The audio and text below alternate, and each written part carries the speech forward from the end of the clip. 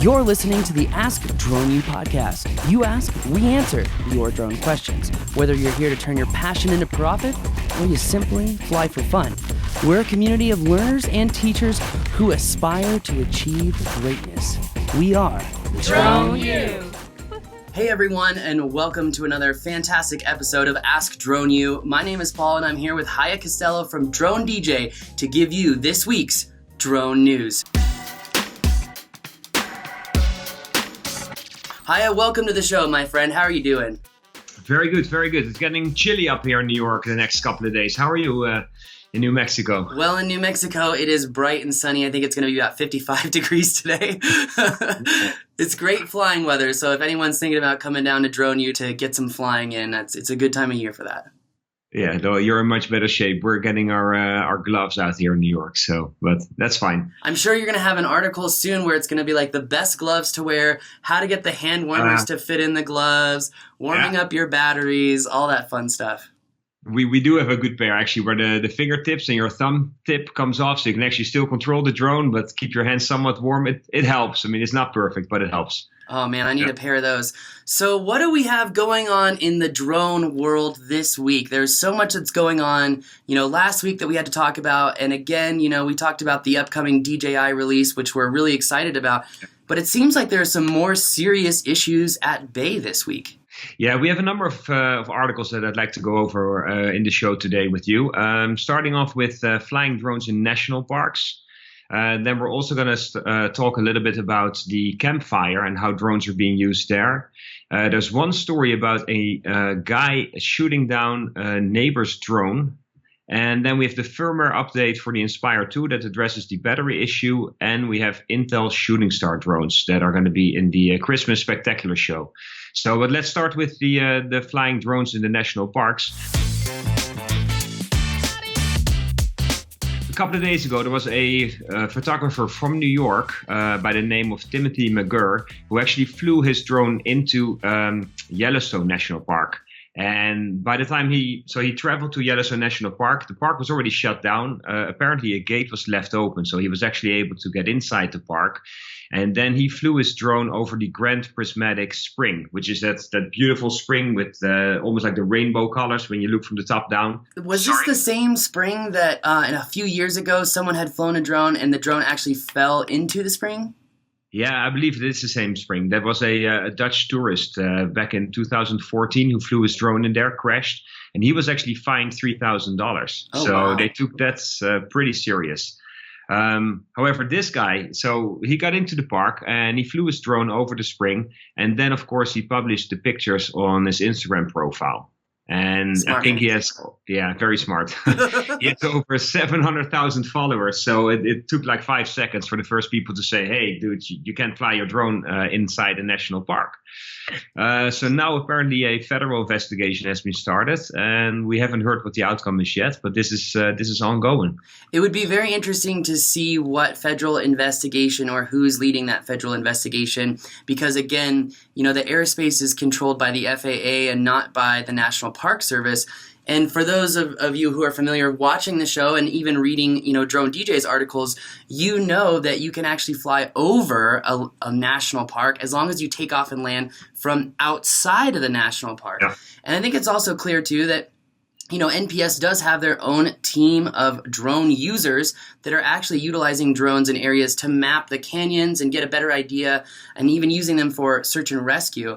I think the troubling point for me, Haye, is the fact that when NPS utilizes drones themselves, but there's no clear permitting process or no way to really get around or get a permit to fly in the parks, how do they expect other operators to follow the rules when they're openly flying drones themselves?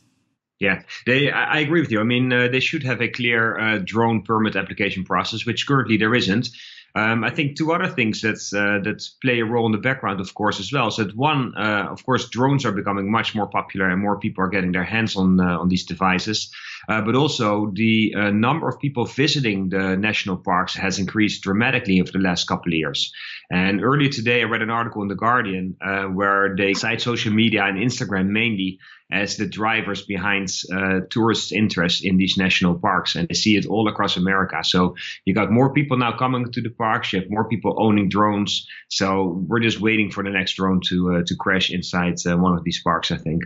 Well, I think it's fascinating that if they're saying that Instagram is driving traffic to the national parks, which they make fees when people go into the parks, then why? Okay, we're doing free marketing for you guys, okay? It's like we need a clear process to get permits. And I know that there are groups who have figured out, and this was, a year or two ago, so this may not be true to this day, but we do know of groups who were applying for videography and commercial photography permits and said that it was not specified that the camera was flying or stationary on the ground, i.e. terrestrial. So they were still flying drones in the parks underneath their blanket videography permit, which I'm like, well, that's interesting. But again, I agree with you, and I think the national parks need to come out with a clear process to allow drones to fly. Yeah, two of the concerns that people from the national park have expressed is that one, you want to make sure, of course, that drones don't interfere with wildlife, so you don't disturb or scare the animals.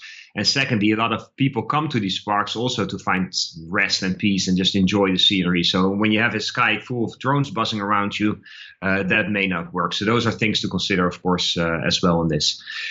Then moving on to the next one. Campfire in California. Romeo Dersher from DJI, he's the DJI Director of Public Safety Integration. He's been very, very busy the last couple of days. If you follow him on Instagram and on Twitter, you can actually see all the activities. But they are employing now 15 drone teams to map out the area. And this is actually very valuable. For one, after such a massive fire comes through a city like Paradise, a lot of the recognizable buildings and street signs are now all gone. So when you want to direct people to the right location, it's useful to have accurate maps, and they overlay them with Google Maps information. So you actually get the street signs right on your screen. So it's a huge help for rescue workers to get to the right location faster. Definitely. And I think it's really cool that if being familiar with drone mapping, having the ability to create those KML tiles, which is essentially what we do with drone mapping, we can output an orthomosaic and then throw it right into Google with the Google Tiles. And it's really cool to see a use of the Google Tiles feature, like what Pix4D has and a couple other mapping programs have as well. I think that's really, really neat. And it's awesome that drones are helping out in a time where it's extremely difficult in Paradise. I have a lot of friends who live in Chico, which is not far away from Paradise, and it's just incredible how fast that fire moved through. But it's even better that, once again, drones are coming out and helping people via insurance, helping people via navigation, all of it. Right. It's amazing. Yeah, and a lot of people, of course, are curious to see if their house is still there or what is left of their house. And many of these areas aren't accessible yet. So at least to get some updated maps and imagery that shows your house or what's left of it, of course, is good to know.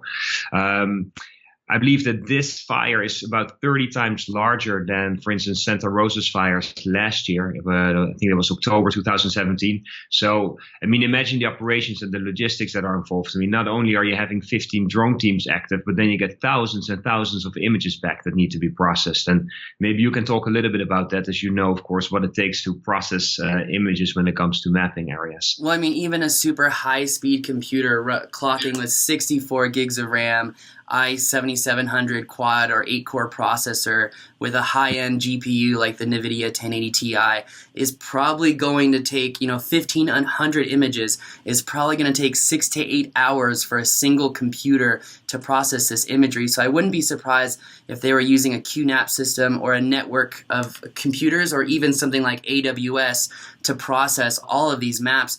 But I think it's also very interesting. I'd be curious to know if DJI was utilizing this material to further test DJI Terra, because if DJI Terra could take Google Tiles and maps and quantify access to those maps, meaning quantify or categorize insurance agents and brokers, public safety, and then the public to see certain parts of those maps at any given time, that would be really powerful. That would be really powerful. We're planning to reach out to Romeo Dersher from DJI to see if we can talk to him or interview him about how this process actually took place.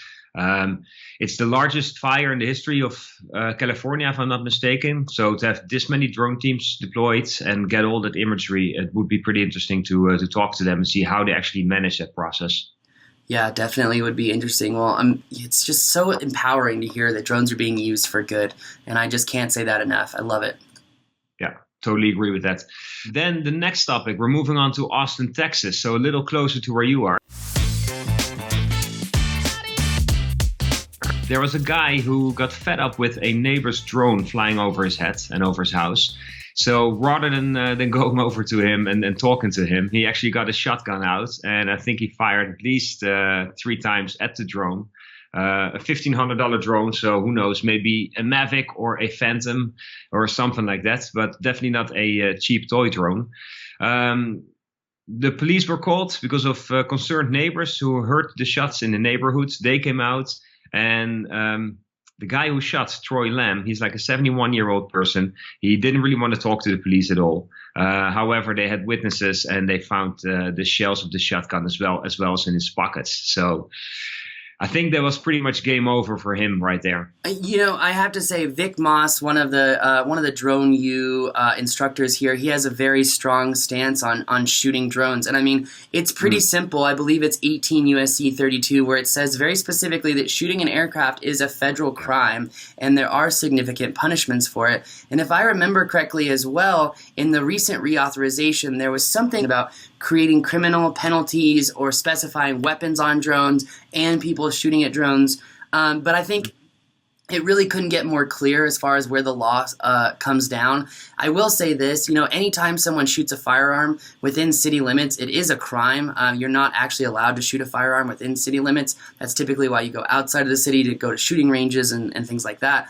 Now, that being said, what I really appreciate in this Austin case, Haye, is the fact that the police actually went after the guy who shot the drone. This is a major step from cases that we've seen in the past, even though there was another individual who was awarded $4,645 plus 4% statutory interest because someone had shot his drone. I think the key here, and I think a lot of some of the federal friends of Drone U have come out and say very specifically they would like to see DOJ or the FBI come down and actually, or even the FAA come down and say it is illegal to shoot a drone. And until that happens, it's just going to continue having a problem where someone could end up getting hurt, which is the last thing that we want. I have to say, it was funny. Just yesterday, one of my buddies who's on the hooligan driving team, and he's got a lot of videos on YouTube, he was saying, if we would have just called drones hovercopters back in the day, they wouldn't have such a negative connotation. He's like, whoever deemed them drones 5 or 6 years ago, he's like, man, they just had all the negative stipulations attached to it. Yeah, well, so this guy, Troy Lamb, he's now being charged with criminal mischief. But as you mentioned, 1, you can't shoot firearms within city limits, and 2, you cannot shoot at aircraft. So he for sure is in trouble. We had a similar case October last year in Oregon, where a guy by the name of Christopher David Grinstaff, he shot at a drone with a shotgun as well. But in this case, the drone was actually recording him shooting at the drone.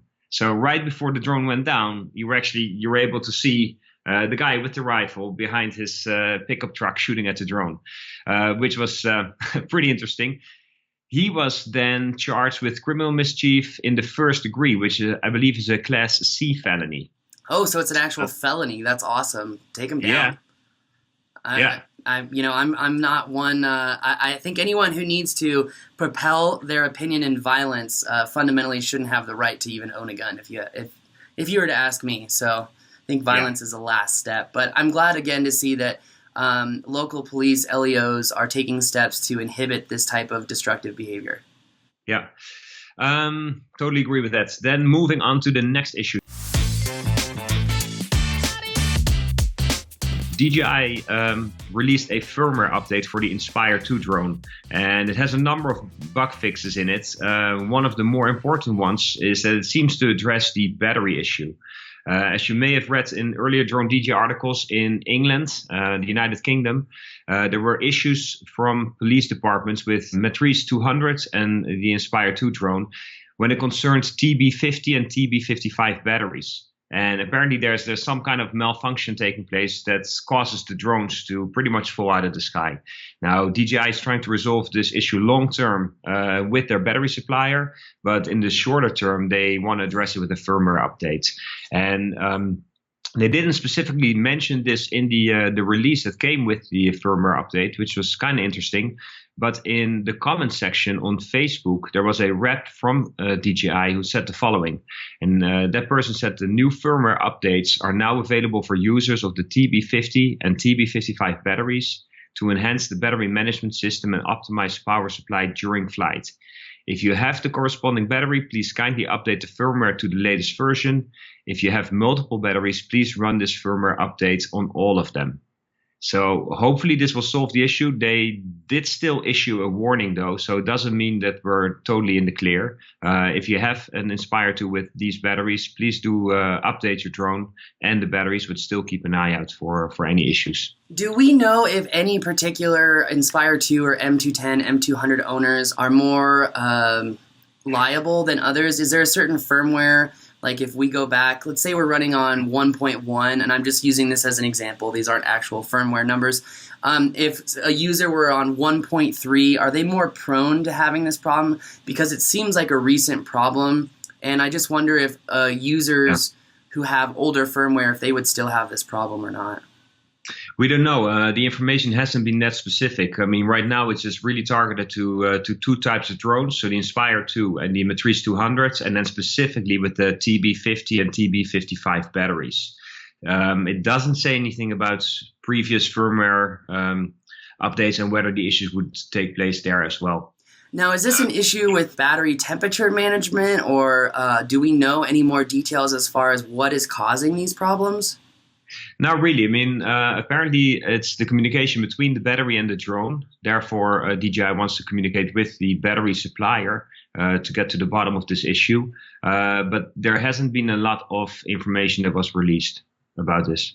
Gotcha. And for anyone who's listening who has an Inspire 2 like myself or an M210 or M200, I would highly recommend that you utilize the DJI charging hub, because you can actually update the firmware on every battery that's plugged into the charging hub at one time. So I think that would really help you out. Yeah, that's a very good point that you make there. That makes it a lot easier and a lot faster for sure. Well, I mean, those Inspire updates, man, when I got my X7, it took like 4 hours. Yeah, you better make sure to check that before you go to the job, because that can take some time for sure. Oh, yeah, totally. Yeah. Well, do we have any other news for this week, Haye? Yeah, we have one last one. The Christmas Spectacular show in New York, in the Radio City Music Hall with the Rockettes. Probably a show that most of you guys know. They have a new final section of the show, and it includes the Intel drones. So drone light shows are becoming more prominent, and now they're also included in the Christmas Spectacular show, which I think is quite a nice feat. We had they showed us a little video, and of course from somewhat of a distance, it's hard to see that they're really drones. I mean, it looks like floating or flying lights, if you will. From closer up, though, you can surely see that they are drones, and it's cool to see that drones are making their inroads basically into different concerts we've seen now with Drake and the drones from Verity Studios. Intel, of course, did a lot of the outdoor drone light shows, but they're moving indoors now as well, which I think is quite nice. How far away do you think we are from drones replacing the balloons and the parade, like the Macy's Day Parade? How long is it when Snoopy's made from drones and not a balloon? I don't know. I think there's a few legal hurdles and FAA approvals we need to get in place before that stuff happens. That is, probably flying over people may be difficult. That may be tough. But what's interesting, though, is that the guy behind Verity Studios first had Kiva, which is a warehouse management system where the actual racks are basically robot racks, and they move to the outside of the warehouse so that people can actually order pick much faster because you don't have to walk as much. Now, the story is that because this guy is now doing the indoor light shows with Verity Studios, apparently he wants to use those same drones later on to scan the labels on boxes in warehouses. So maybe down the road, that's something where we're going to see where drones actually fly through the warehouse, scanning all the boxes and making sure that inventory numbers are updated and correct. That is awesome. At the Drone U Fly-In, the conference that we have every year at Balloon Fiesta, we actually had, and I'll put a picture in the show so people can see it. We had this tower that people had to fly up to, take pictures of the barcodes around the boxes, and then scan the barcodes with their phone to figure out the hidden secret message. So it's really cool that practical exercise actually has some value in the real world. Apparently, I mean, this guy sold his previous company, Kiva, I think, for $750 million to Amazon. Wow. So this is not just some guy messing around. I mean, he knows what he's doing. So it's going to be interesting to see what's going to happen next in that area. Oh, that is awesome. Well, Haye, I just want to say all the stories you've brought to us this week are fantastic. I mean, it's so exciting to be in this industry, especially with all the new things that are going on. Oh, totally agree. There's so much happening, and like I said last time, there are so many stories we can write every day. So it's almost hard to pick and choose which ones we go with. But there's a lot of stuff happening for sure. Yeah. Awesome. Well, Haye, thank you so much for coming on the show. And guys, if you want to check out more of Haye's awesome writing, go to dronedj.com and check it out. Love it, Haye. Excellent. We'll be back next week, but I think next week we're going to be in a different location, aren't we? I don't want to give away the location just yet, but it is going to be a pretty cool location. So it's going to be a special show, yeah, and it's not going to be on Skype. We'll be live and bringing the show right to you from a special location in the city here. I'm so excited, Haye. I'm so excited. I will see you in Manhattan a week from today, and I look forward to it. And thank you again for everything, Drone. I mean, just thank you again so much. And I wish you and your family a very, very happy Thanksgiving. Thank you so much. Happy Thanksgiving to you, of course, as well, and to all our listeners and readers. And I'm looking forward to seeing you in New York next week. Awesome, Haye. We'll see you in New York. Guys, that's going to do it for our show today. Thanks again for listening. As always, you're watching another awesome episode of Ask Drone U.